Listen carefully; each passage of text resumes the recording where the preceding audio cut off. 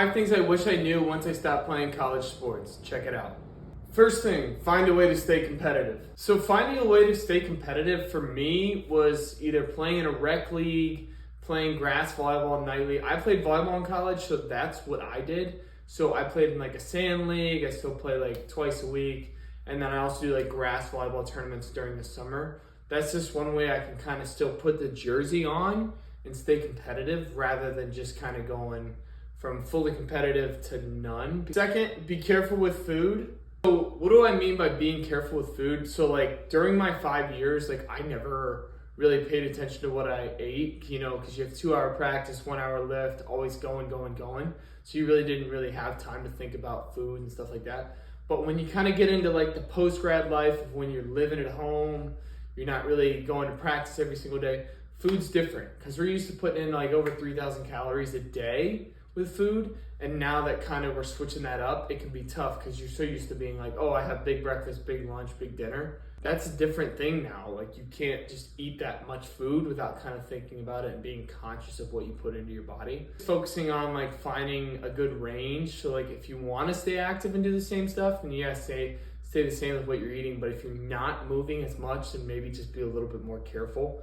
Third, understand that not everyone has an athletic background. This one was tough for me. Some people you'll realize just kind of go in and just check the box, go through the motions.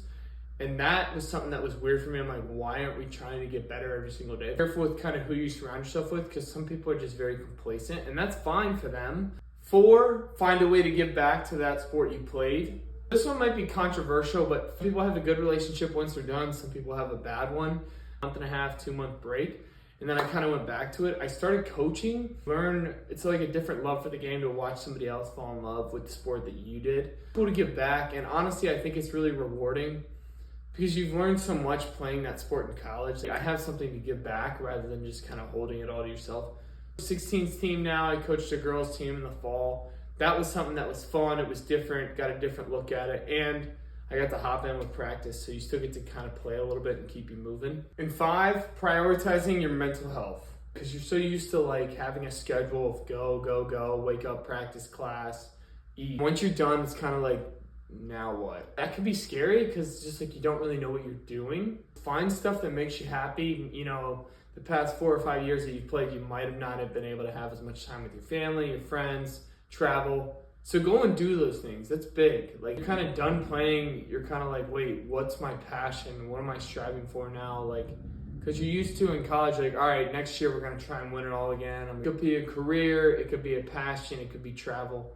Just make sure you're prioritizing what makes you happy. Make sure you hit follow, subscribe, like it, leave a comment if anything that you noticed that helped you post-grad.